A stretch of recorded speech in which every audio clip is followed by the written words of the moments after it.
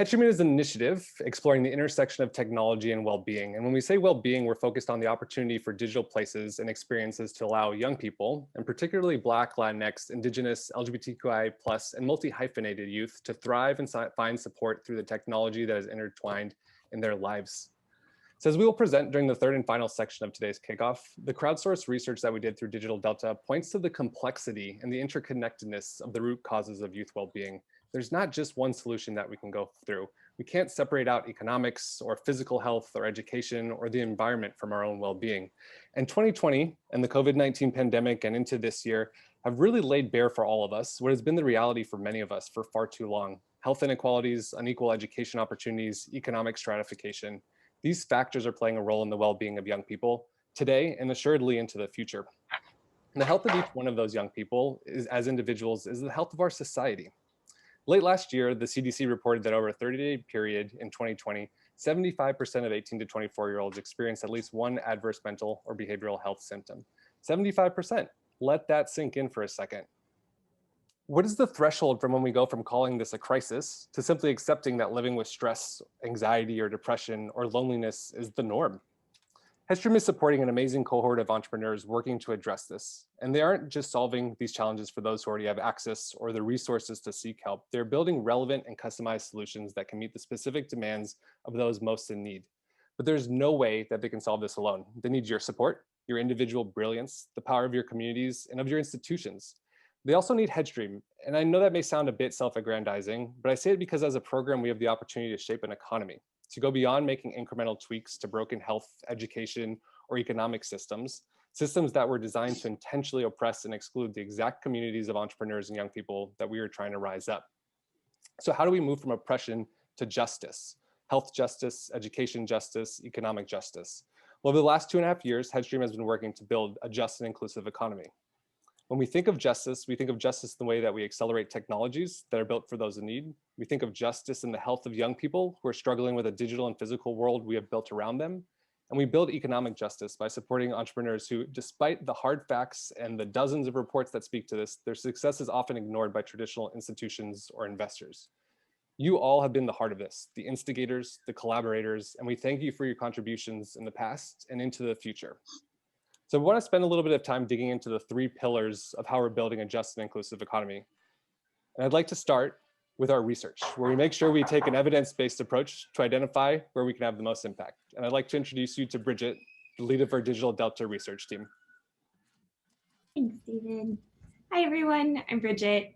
I, as David mentioned, lead the Digital Delta team. My pronouns are she and her. So as David mentioned, our research at Headstream encompasses a lot. It's been 2 big things: community gatherings, a causal loop systems map, and then our most recent work on Digital Delta, which is a crowdsourced initiative.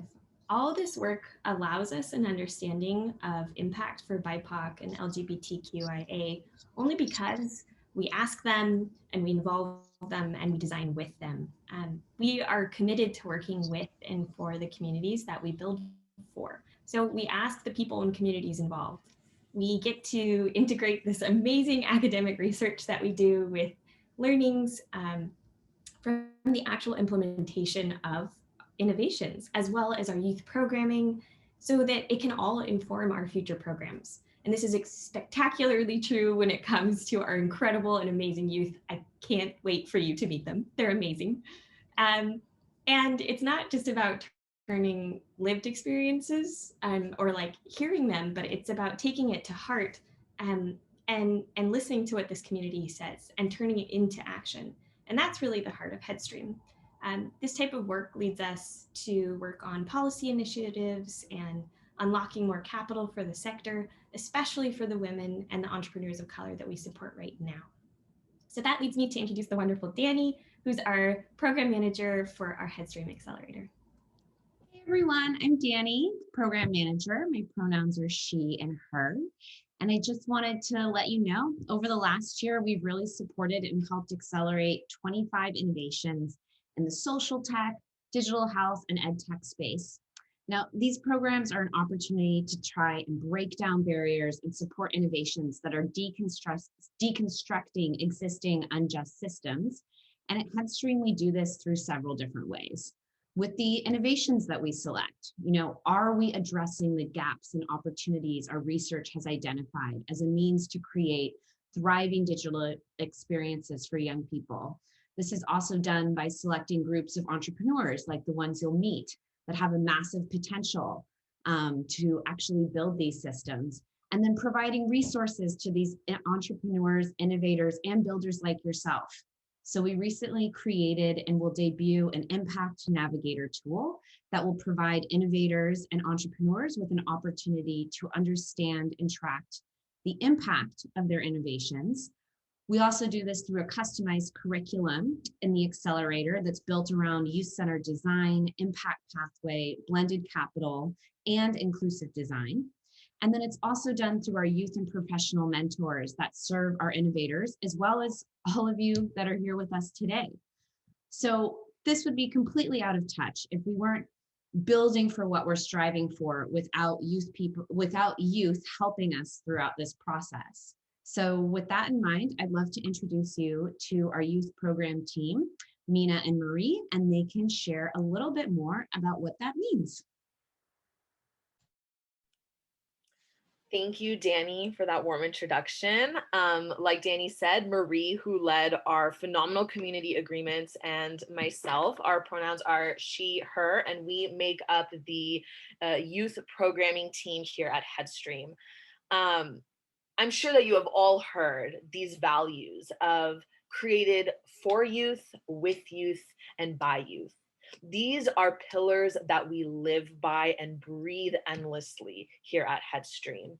And we do so very intentionally because we believe when creating an inclusive economy, we have to center the users that are going to be benefiting and uplifting their well-being from the technologies we're trying to create. And so how do we do this? How do we exactly put youth-centered design, and how do we bring and incorporate young people? We do that through a variety of our programs, specifically starting with our Y2Y advisory board. As Danny shared, we highly value the mentorship and the advising of young people in the innovations within our accelerator.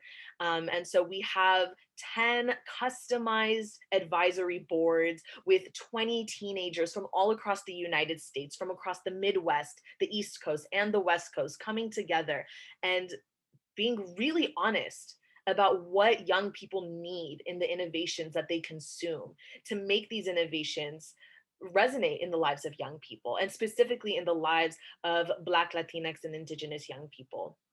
And we know that it's not just enough to have them to be part of that design process, but we know that young people are leaders in this space, which is why Headstream has launched our inaugural Y2Y incubator program, because we believe youth are capable of being innovators in the building of this new economy. And so 6 young people from across the United States are building their own innovation ideas around a solution to improve and uplift youth well-being in the lives of themselves and in their peers. And so we know that in order to shape this economy, in order to inform these innovations, youth are essential to being in the center of our programs and the center of what we are creating together. And so with that, I will hand it back to David. Thank you all so much. And so we are really excited to introduce you to the 10 innovators who are working on this.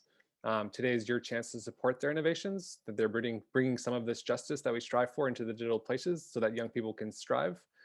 And as we've talked about all day, it takes an entire community to shape this economy. So look around, you're not alone, you're supported and united with everyone here today.